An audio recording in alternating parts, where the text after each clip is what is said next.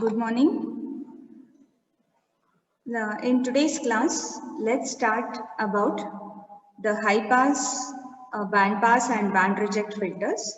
In the previous class, we discussed about low pass filters, both first order and second order. We derived the expression, we derived the frequency response, and we analyzed why a low pass filter gives this kind of frequency response.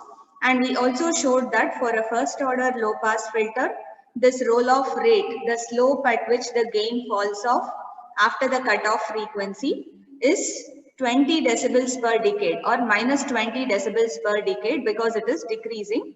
And for a second order low pass filter, the roll-off rate is much higher. It becomes minus 40 decibels per decade because we have the S square term in the denominator of the transfer function. We derived this transfer function V naught by Vn, and because of this, it would be a two-pole filter. There would be two poles, and after the cutoff frequency, the gain decreases rapidly at the rate of 40 decibels per decade. And we consider negative sign mainly because it is a decreasing gain. And we also discussed this fact that for a Butterworth filter, remember for a Butterworth approximation, you have to have the flattest response. Remember, we considered having the most flattest response like this in the Butterworth approximation without any ripples.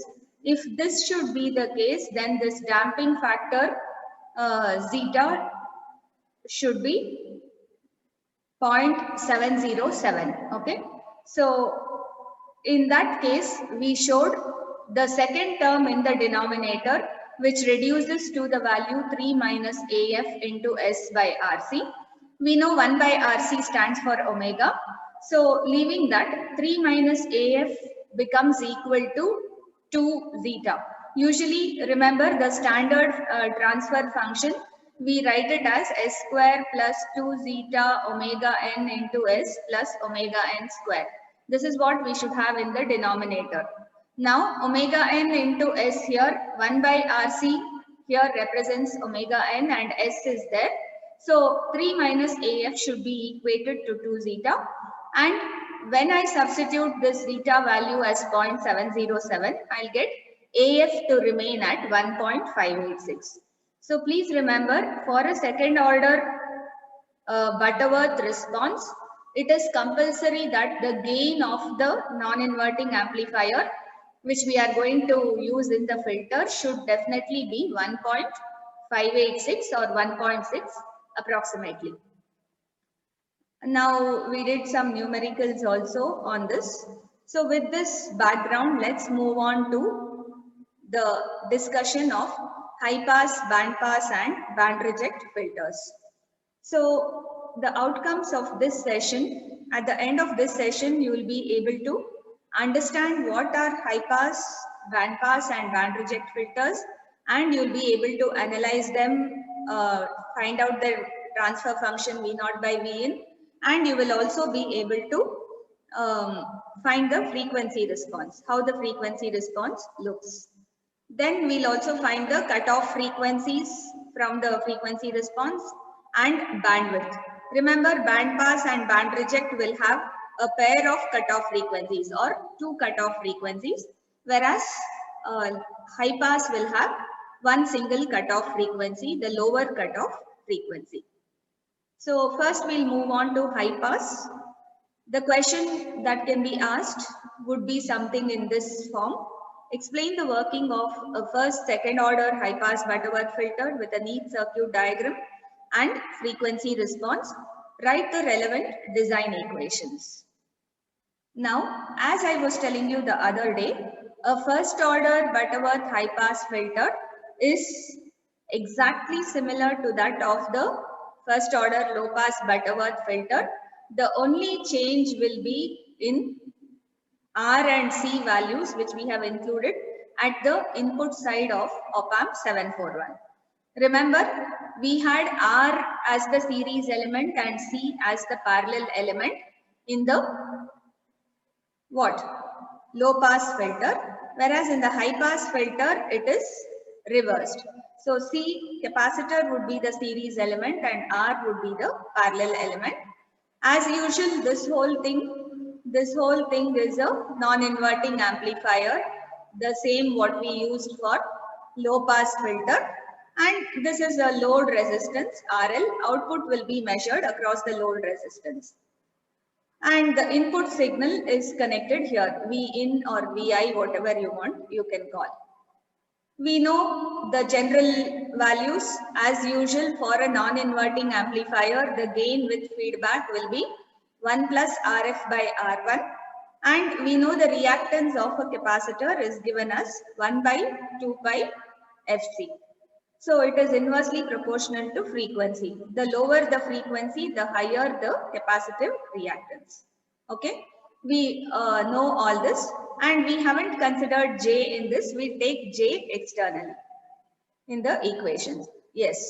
So our first job is to find what is the voltage V1 across this resistor R. So this is the resistor which is connected as input to the non-inverting terminal. So if I find the voltage across this resistor, I'll be able to find the final output voltage as V1 into 1 plus Rf by R1. So finding V1, we know I can use the voltage divider rule. Vin gets divided across the capacitor and this resistor. So what would be the equation? R into Vin divided by R plus Xc or R minus J times Xc. Remember, whenever I take Xc, the reactance, I had shown you this, it will be 1 by J omega C, or if you want to, I'll just call this X.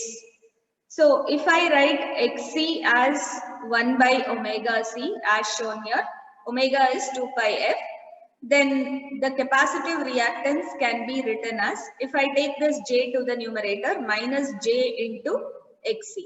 That's why we have R minus J into Xc here. And that would be the total impedance across this input generator Vin. Therefore, V1 is equal to R, just simplifying this, divided by R plus, for Xc we are substituting 1 by 2 pi Fc, and we have taken J in the denominator, that's why this plus sign.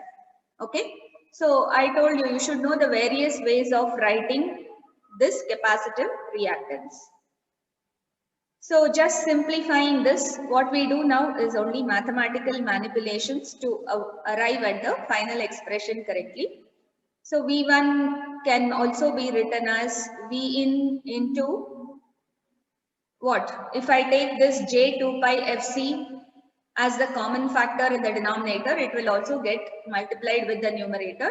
So it will become Vin into J2 pi Fc into R. So J2 pi FRC. Similarly, in the denominator, the first term will become J2 pi FRC plus 1. So this would be the expression for V1. Once I know what is the voltage at the non-inverting input, the final output voltage can be determined as 1 plus Rf by R1 into that input voltage V1. So multiply this 1 plus Rf by R1 into V1. This V1 value we are substituting, and I know I can call 1 plus Rf by R1 as AF. So we have just written it as AF into J2 pi FRC divided by 1 plus J2 pi FRC. Naturally, if I am finding the magnitude of this function would be what? The numerator, I'll remove the J term because I am finding only the magnitude, and in the denominator it will be root of A square plus B square. If it is in the form A plus IB, the magnitude would be root of A square plus B square. So A here is 1, B is 2 pi FRC. So root of 1 square plus 2 pi FRC the whole square. This will give me the magnitude of the transfer function V0 by Vin. Okay. So now what happens at the cutoff frequency? When I say at the cutoff frequency, the meaning of this is when the frequency value f is equal to FL or FC, I can call it as. The cutoff frequency can be named as critical frequency also, we know. Or in case of high pass filters, it is the lower cutoff frequency. Because we start with a minimum, we increase and we remain constant. So it would represent the lower cutoff frequency, after which the filter passes the input signal frequencies continuously. Before that cutoff value, it is going to attenuate the signals. After the cutoff value, it will pass the signals. Okay. So what will happen at that value? You just have to substitute f is equal to fc, or before that, we know how do we define the cutoff frequency? I know I'll define this cutoff frequency FL as 1 by 2 pi RC. Same value, same definition we got for FH also. Low pass filter, we called the cutoff frequency as FH and it was 1 by 2 pi RC. Here it is again 1 by 2 pi RC. So what will happen to the equation when you substitute that? The above equation becomes AF into JF by FL. You see, here I have 2 pi FRC. So this 2 pi RC, I'll write it as 1 by FL. Yes or no? When FL is 1 by 2 pi RC, wherever I have 2 pi RC here, this 2 pi RC can be written as what? 1 by FL here as well as in the denominator. That's what we have done here. So you will get the transfer function as AF into JF by FL divided by 1 plus JF by FL. Okay, where FL represents the lower cutoff frequency. Therefore, where are we trying to find the magnitude? So the magnitude function of this would be AF into F by FL, remove the J term, divided by root of A square plus B square, 1 square plus F by FL the whole square. So what happens at F is equal to FL? As we said, at F is equal to FL, the magnitude here at F is equal to FL, this value becomes what? AF into F by FL. This F by FL is 1 now, right? This value is 1 divided by root of 1 plus 1. So this factor turns out to be 1 by root 2 at the frequency being equal to the lower cutoff frequency. And if I try to find it in decibels, 20 log 1 by root 2 is minus 3 dB. We know that already. We have already found 20 log 1 by root 2 is minus 3 dB. So from the highest value of gain or from the passband gain, you come down by 3 decibels and you mark the frequency point. So that frequency point represents the lower cutoff frequency or the critical frequency of a high pass filter. And its value is determined by the R and C which we connect in the circuit. It's given as 1 by 2 pi RC. Okay. So please remember all this. And as you can see, what will happen to the bandwidth of this high pass filter? What would be the bandwidth of this high pass filter? It will start at this lower cutoff or critical frequency and it can go on to remain constant until the maximum frequency allowed by the amplifier. Remember, every amplifier will have a slew rate, especially op-amp. So that slewing rate will put a limit on the highest frequency component that will be passed on by the amplifier properly. So that puts a limit here for the bandwidth. Otherwise, we can say ideally it should go on up to infinity. Once it starts passing frequencies, this high pass filter is supposed to pass on all the frequencies until infinity. So ideally speaking, bandwidth would be infinity, but practically a limit is put on the highest frequency due to slew rate of the op-amp, and that highest frequency will minus this FL will give you the bandwidth. So whatever is the highest frequency of operation we are using in the device, that minus this FL will give us the bandwidth of this filter. And one more thing which you should remember, this is a first order filter. It has just one S term in the denominator, as you can see here. Okay, the S term here, or J omega C, that term is S is equal to J omega C. So we have a single pole transfer function. Hence, the gain of this can be anything as determined by the designer. So I can keep the gain as 2, I can keep the gain as 1, 3, whatever we want. But when we move on to second order filter, the gain becomes fixed. Anyway, before passing on to the second order high pass filter, let's try to solve one numerical. Design a first order high pass filter to have a cutoff frequency of 1 kilohertz with a passband gain of 2. So remember, what is the expression for cutoff frequency? The expression is 1 by 2 pi RC. And what is the expression for the passband gain? We know it is 1 plus RF by R1. So we have the expression for cutoff frequency and passband gain known. So what do? As usual, you always try to assume C less than 1 microfarad. Let us choose C as 0.01 microfarad as shown here. Okay, we are assuming C as 0.01 microfarad, and I will substitute the value of FL and C in this expression. So you will be able to find the resistance. The value of resistance turns out to be 15.9 kilo ohms. Now, the nearest available approximation is 15K. Either you use 15K or you can use 15K plus 820 ohms, which will also be available in the lab. Next, to design for the non-inverting amplifier resistances R1 and RF, we know that the gain is defined as 1 plus RF by R1, and we have to design for a gain of 2. So use R1. You will get RF by R1 is 2 minus 1. Yes or no? RF by R1 is 1. 2, this is 2 and this is 1. So RF is equal to R1. You can choose any value. Let's choose 10K. Done. We are done with the design.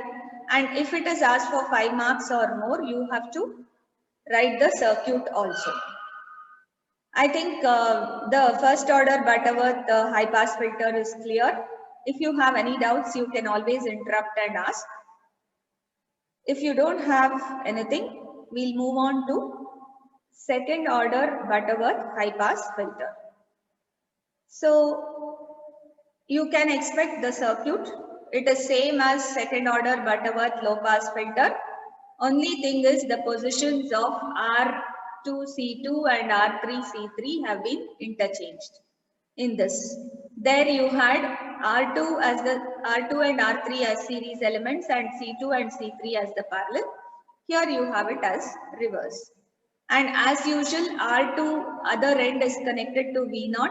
That is to get the correct Butterworth second order response.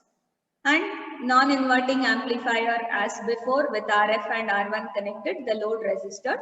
So you can expect the frequency response to look something like this. What do you notice as the change between the previous and this? This roll-off rate, can you see it is increasing at a quicker rate here? What is the roll-off for first order filter? You see for the first order filter, the roll-off or the slope of this, if I try to find the slope of this region, it would show a change of plus 20 decibels, an increase by 20 decibels for 1 decade of frequencies. Remember, 1 decade is change in frequency by a factor of 10. We have discussed all that. Okay. So this roll-off rate is 20 decibels per decade. It is much slower rise when compared to our second order filter, where the increase in the gain is much quicker. It is double. The slope of this would be plus 40 decibels per decade. Okay. As usual, the stop band is here. This changing region is the transition band, and the region where the signals are passed with high gain is the pass band. Okay. So we know AF is 1 plus RF by R1 as in the previous case also. What will happen to the expression? Proceeding in the same manner as we did for low pass. Remember how we did for low pass? We considered only this part of the circuit, right? And we found this voltage V1. V1 is the voltage at this point. And to do that, we considered the currents I1, I2. We can write the KCL at node A. We considered node A. We wrote the KCL at node A. Then we simplified it. And we were able to show that the expression for V0 by Vin would be something like this. Here also, if you are interested in deriving, you can proceed in the same manner. You will get the answer. In the notes I'll give, but actually it is not needed for you to remember the derivation for examination purpose, if at all they hold an examination later. So here the equation comes to this standard form again of a second order system. It is S square divided by S square plus R2C3 plus R2C2 plus R3C3 minus R3C3AF into S divided by R2, R3, C2, C3. So you will have this as the standard expression. If you remember, we got a similar expression for the second order low pass. Now, what would be the magnitude of this gain? Remember, I can substitute 1 by R2C2 R3C3 as FL square. So remember, let FL square be 1 by R2 R3 C2 C3. So what would be the value of, or rather than FL square, it should be omega L square. This is omega L square. Omega L is 2 pi FL. This is 2 pi FL the whole square. If I am interested in FL, I'll get it as 1 by 2 pi into root of R2 C2 R3 C3. The same standard equation which we got for low pass filter also. So it doesn't change, and you see the magnitude of this transfer function will also be AF divided by root of 1 plus FL by F. What is the change between this magnitude and low pass filter magnitude? There you had F by FH. Instead of this, you had F by FH whole to the power of 4 for a low pass filter. Whereas for a high pass filter, the cutoff frequency will be in the numerator and the variable frequency in the denominator. If you remember that change, it is more than sufficient.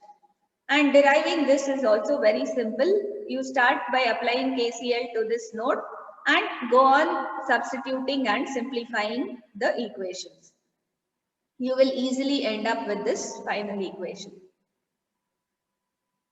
So let's consider one problem on second order high pass Butterworth filter. Design a second order high pass filter to have a cutoff frequency of 5 kilohertz. We know, remember, for a second order Butterworth response, it is important to have gain as 1.586. Correct? So please remember this. As soon as we say second order, the gain of the amplifier should be 1.586, mainly because of the damping factor, which becomes 0.707 for a flat response. To get a response which is very flat in the pass band without any ripples, I should have damping factor as 0.707 and 3 minus AF, where AF is the gain of the amplifier, is 2 times zeta or 2 times 0.707. So we got AF as 1.586. Don't forget that. Please remember. Okay, let us design this filter. So let's say we'll assume two capacitors to be equal, C2 equal to C3. Let it be 0.01 microfarad. Or if you want, you can take 0.0047 like how we took it in low pass. Anything, choose it to be less than 1 micro. Preferably in 0.0 something micro would be good because it will give you a better value for resistance. If I take it as 0.1, it's not wrong, but your resistance value becomes much smaller. That may cause some loading effect. Okay. To avoid that loading effect and to get a good value of resistor, choose in the range 0.0 something practically. Now, we know that what FL is equal to 1 by 2 pi R2 C2 R3 C3.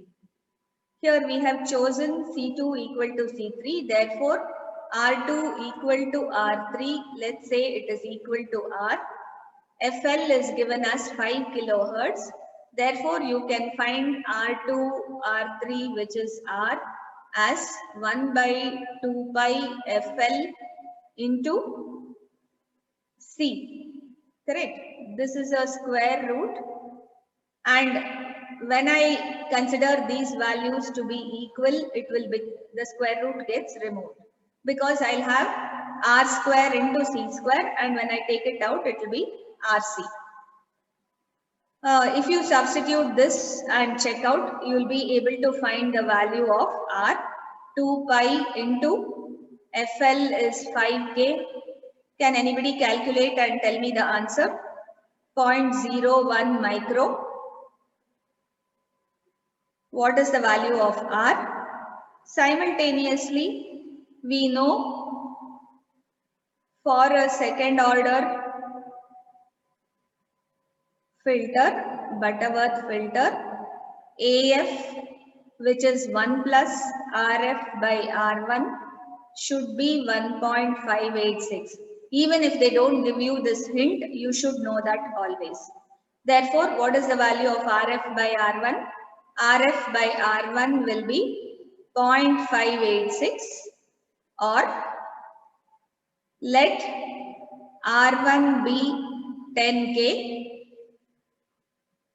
then RF will be 5.86 kilo ohm. If R1 is 10K, RF will be 5.86 kilo ohm. If you want a different value, choose a higher value for R1, you will get RF to be much higher. Anybody can tell me what is the value of this R? Anybody calculated?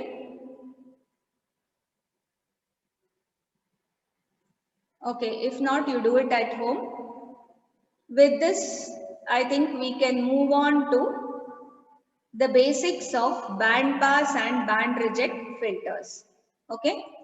Until now, we spoke about the two basic forms, that is low pass and high pass filters.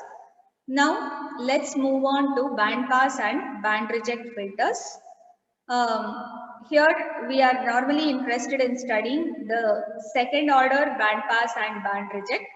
But there is one classification which I told we should remember, that is the bandwidth, whether you need a narrow bandwidth or wide bandwidth.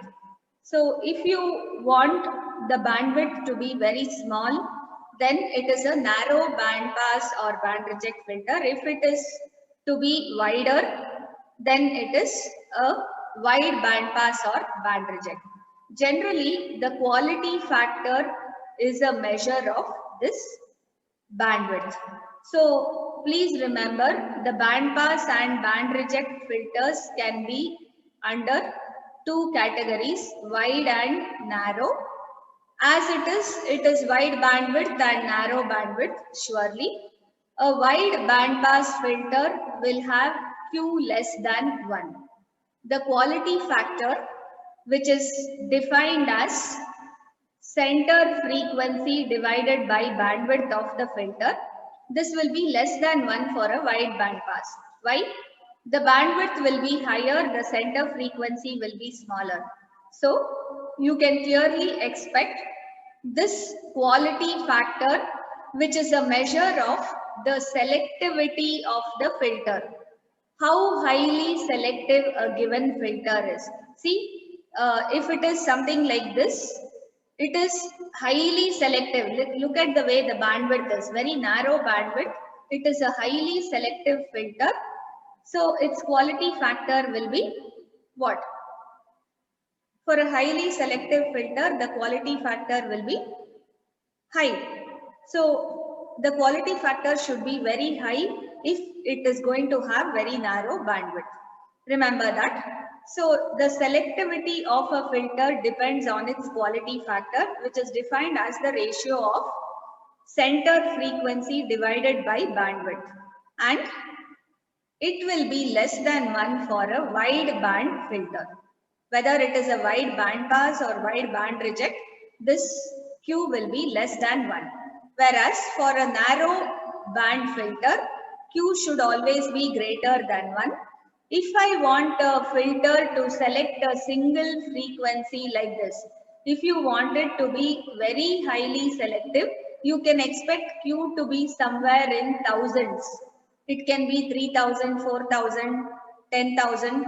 The higher the Q, the smaller the bandwidth, and you can make a filter select even a single frequency if required. That is possible with very high quality factor. And we have something known as surface acoustic wave filters, SAW filters, which are designed for high stability when we need to go for high quality factor. All this we will use in communication. Filters are commonly used in communication systems because whenever I need to transmit a signal, I need to send in a particular bandwidth, and whenever I need to receive, remember there are thousands of signals available. Your mobile should tune in only to the particular frequency in which you are receiving the call or whichever website you are browsing, so on. So it should use filters to select whichever frequency band you are trying to communicate with. Okay. So this is about the classification. And as you can see, the frequency response of a band pass filter, it has 2 stop bands and 1 pass band. It rejects the input signal at low and high frequencies and allows them to pass through only in a given range of frequencies or a given band of frequencies. We determine the lower frequency as F1, the higher as F2, the center frequency as F0. So the bandwidth of this filter would be F2 minus F1. Similarly, a band reject filter, also known as the notch filter, the band reject filter frequency response is exactly opposite that of band pass. 2 pass bands and 1 stop band.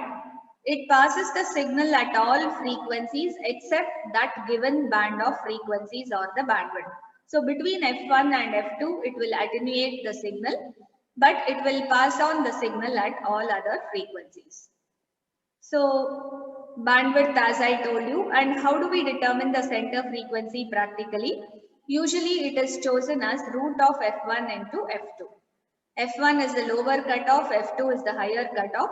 So the center frequency is determined as root of F1 into F2. As I have already defined the quality factor, which is a figure of merit of any band pass or band reject filter. This Q comes into effect only in band pass or band reject. I don't have a Q for low pass or high pass, right? Because there is nothing like center frequency and bandwidth there. But here, the selectivity measure can be obtained by using this quality factor. Whether a filter should select only a small range of frequencies or whether it can select a large bandwidth of frequencies. Lesser the Q, larger the bandwidth. Okay. So the band pass filter, let's see.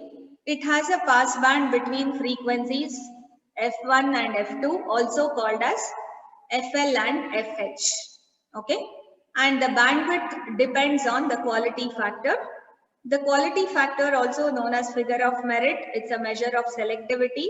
Higher the Q, narrower the bandwidth. If I try to substitute in the expression for Q, I'll have numerator as F0 or FC, center frequency. The bandwidth is FH minus FL, and FC is determined as root of FH into FL. That is root of FH into FL, and FH is the higher cutoff, FL is the lower cutoff. So Q is greater than 10 if we have a narrow bandpass filter, and there will be multiple feedback circuits. We'll see the actual circuit of the filter. For wideband, usually we prefer Q less than 1, but Q less than 10 is also permitted. So if I have Q as 2, 3, 5, anything, even then it will give us a wide bandwidth only. Okay. So usually how do we design a wide band pass filter? It's very easy. You just cascade a high pass and a low pass filter. As simple as this. You first use a high pass filter, second order high pass filter, which we have just now designed. Give your input signal there. So what will happen? The output signal will start passing on the complete signal after some particular frequency, that is FL. Now this signal is given as input to a low pass filter, which is also second order. Now if I design this LPF to have a proper cutoff frequency, the input signal at low frequencies, whatever I had, it should be passed on as it is. So whatever signal I have, it will pass it on at low frequencies. But after some time, it should attenuate, and that frequency is given by FH. So it is low pass filter is showing its action after FH. Hence, I am easily getting the band pass filter response using a cascade of high pass and low pass as shown. Are you able to follow? So it's very simple and easy to obtain a band pass response by simply connecting high pass filter first and then the low pass filter to limit both low and higher cutoff frequencies.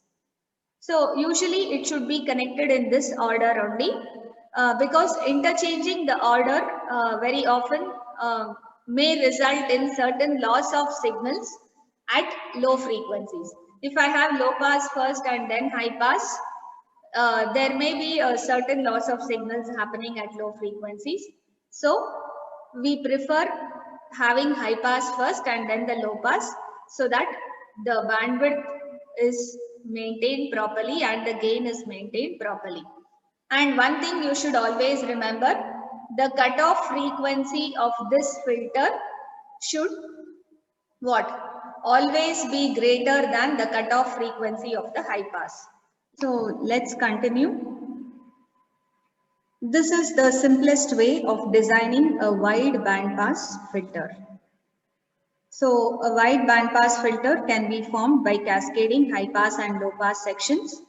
Here wide band pass filter is designed where each of the filters, the low pass and high pass, is designed for a roll-off rate of plus or minus 20 decibels per decade.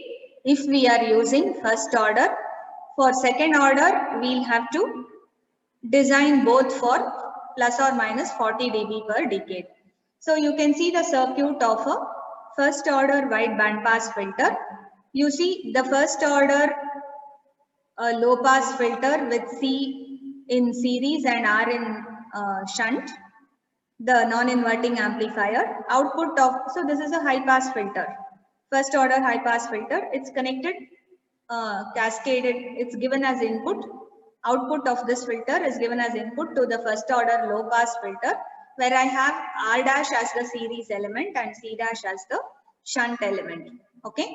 So the final output will be having the band pass response. And you see what will happen to the parameters.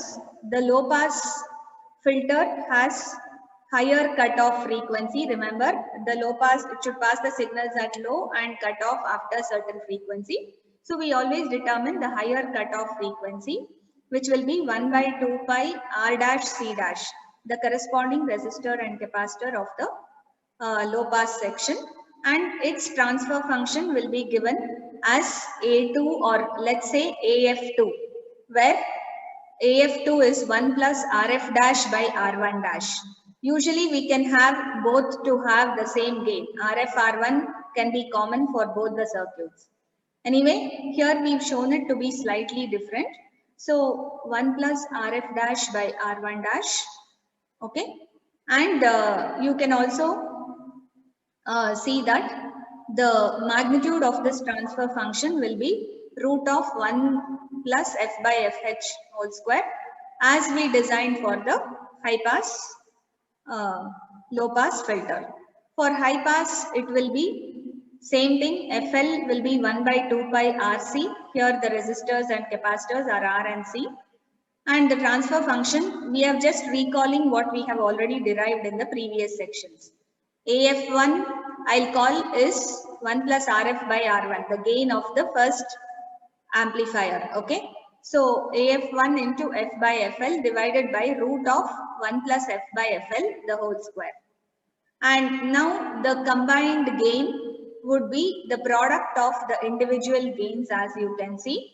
For the band pass filter, since we are just cascading output of high pass as input to low pass, it will be AF1 into AF2 into F by FL, as we have F by FL in the numerator for high pass filter transfer function, and the denominators are root of 1 plus f by fh whole square into 1 plus f by fl whole square. And as you can see, the frequency response will be addition of high pass and low pass response. And since it is first order, we have a single RC circuit. So the roll off rate on both the increasing and decreasing ends, the high pass and low pass ends is plus 20 and minus 20 decibels per decade. Okay. And we have shown this as the maximum gain AF. And this point is in decibels, it will be minus 3 dB. If I take the actual value, it will be AF by root 2, as we have already determined. It is the value of gain at F is equal to FH or F is equal to FL. So this value turns out to be 0.707 times AF or AF by root 2. Okay, I think there is no confusion there. A very simple circuit. Similarly, I can have second order by cascading the second order high pass and the second order low pass. Only change here is you should remember the gain for a second order filter will remain 1.586 as always. Now, how do we design a narrow band pass filter? This is interesting. You see, a narrow band pass filter can be designed as shown in this circuit below. You have two resistors R1 and R2 along with a feedback resistor R3. So 3 resistors in this circuit. If you leave out the load resistance, RL is not important. Even if I don't connect, it doesn't matter. And 2 capacitors. Unless I have 2 capacitors, it's not possible for me to get S square term in the denominator. Second order, if I want, I need S square term. Anyway, so C1 and C2 are 2 capacitors. So this gives a very narrow bandwidth in its frequency response. So this bandwidth FH minus FL will be very, very small, as you can observe. Okay. So the design equation for this filter, we don't have the derivation, so you have to remember these things. The gain at the center frequency for this circuit will be obtained as R3 by 2 times R1. So R3 divided by 2 R1 would be the gain at center frequency. Remember this. The design equations would be R1 is given by quality factor divided by 2 pi FC into C into AF. Okay. FC is the center frequency, as you remember. And for a band pass filter, remember that center frequency is root of FL into FH. Please remember that.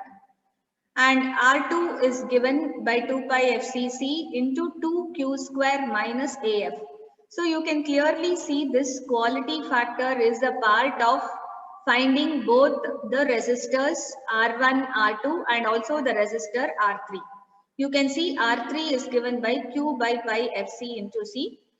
And finally, to change the central frequency with the same bandwidth and the feedback gain, we have to have R2 dash to be R2 into FC by FC dash if you want to change the center frequency from FC to FC dash.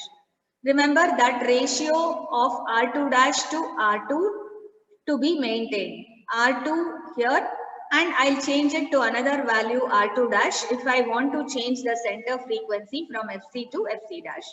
So this is an expression to change the center frequency, but you can retain it also. So all you have to do here is remember the circuit, remember the transfer function equations. Okay, we are not even writing the transfer function anyway, good enough. And the frequency response and bandwidth. So one numerical, design a band pass filter to have FL 200 Hertz and FH 1 kilohertz. The pass band gain should be 4. So it's a first order band pass filter because the pass band gain can be anything. Draw the frequency response and calculate the value of Q. So to design the low pass filter, you use FH. So how do you find the low pass filter? In the low pass filter, FH is 1 by 2 pi R dash into C dash. As usual, assume the capacitor. Let C dash be 0.01 microfarad. So you can find R dash. Here FH is 1K. Therefore, you have to find R dash is 1 by 2 pi into 1K into C, which is 0.01 micro. So you will be designing the low pass filter. For high pass filter, you should use FL, which is 200 Hertz, which is 1 by 2 pi RC. Again, let C be, if you want, you can take the same C. If not, you can take a different 0.0047 micro. Then, if at all you take the same C, you will get the same R. R is equal to R dash. Right? If you take a different C, you will get R as 1 by 2 pi. You will get a different value because the frequency is different. Even if you take the same C, you will get a different value. 1 by 2 pi into 200 into C value 0.0047. So the value of R and R dash are different, C and C dash are different. Even if you choose the same values for R dash and C dash, you will, same values for C and C dash, you will get R dash different from R, mainly because the frequencies are different. The lower cutoff frequency will be less than higher cutoff. Because of that, you will get two different resistance values. So it is preferable to use two different capacitor values also. So next is a problem of design for a narrow band pass filter. The narrow band pass filter should be designed for a center frequency of 1 kilohertz. Okay, Q, the quality factor is 3 and the gain is 10. So then you are asked to change the frequency from 1.5 or from 1 to 1.5, keeping AF and bandwidth to remain the same. We already saw what is the equation for that. So for such a problem, how do you design? You have to first consider, we know for changing the frequency, R2 dash is determined as R2 into FC by FC dash the whole square, and substitute FC and FC dash here. FC is 1K, FC dash is 1.5K. So when you substitute R2, you'll be able to find R2 dash. And how do you find R2? You have to choose capacitors C1, C2, 0.01 microfarad. Then you can find R2. We have the equations here. R2 based on Q and based on C value and AF, you'll be able to find it. AF is given as 4. AF represents the passband gain, which is 4. So if you substitute in these equations, you will be able to do it. We'll take it a little detailed here. You can see. Design a wide band. This is designing of a wide band pass filter. This we have already done. I was telling you here. This example. The same example is explained in detail here. We have chosen C dash as 0.01 microfarad. You will get R dash as 15.9 K. This is for low pass filter. And in the high pass filter, you have taken C as 0.05. You are getting R as 15.9 K. This is high pass filter. Since the passband gain is 4, the gain of both low pass and high pass sections should be what? 4 by 2, because it is AF1 into AF2. The overall gain is product of the individual gains of low pass and high pass. So you can take this as RF by R2 is equal to RF by R1. Okay, which is, it will give you a result of 2 is equal to 1 plus RF by R1. So you will get RF and R1 to be equal. You can choose 10K, and you can now find what would be the quality factor of this circuit. You will see the center frequency is root of FL into FH.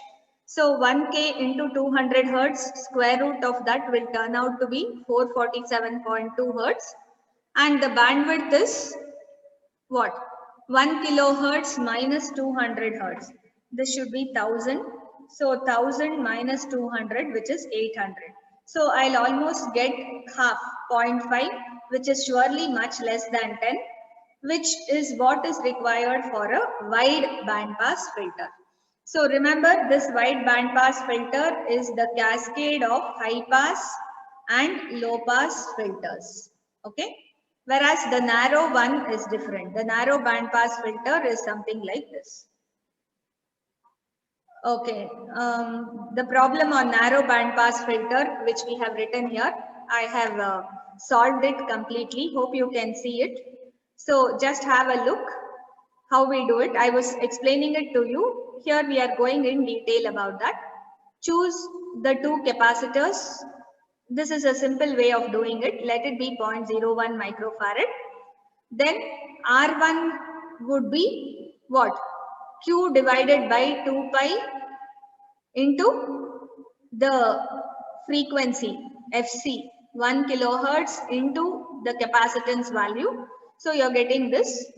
R1 turns out to be 4.77. I told you you should use all the equations. R2 is again Q divided by 2 pi FC into C2 into 2Q square minus N. So you will get that as 5.97 kilo ohm. R3 is again Q by pi into FC into C. Pi FCC we have substituted. FC is 1K. C is 0.01, which means 10 power minus 8 farad. Okay. So 95.5K we are getting. Once you have all the three resistors, now you substitute in the formula to get new cutoff frequency or new center frequency we should call. So the new center frequency FC, which has to be 1.5K, can be obtained if I change R2 to R2 dash, and R2 dash is determined as R2 into FC by FC dash. FC was 1 kilohertz, FC dash is 1.5K. When you substitute and square it, you will get what should be the new value of R2 dash. R2 was 5.97.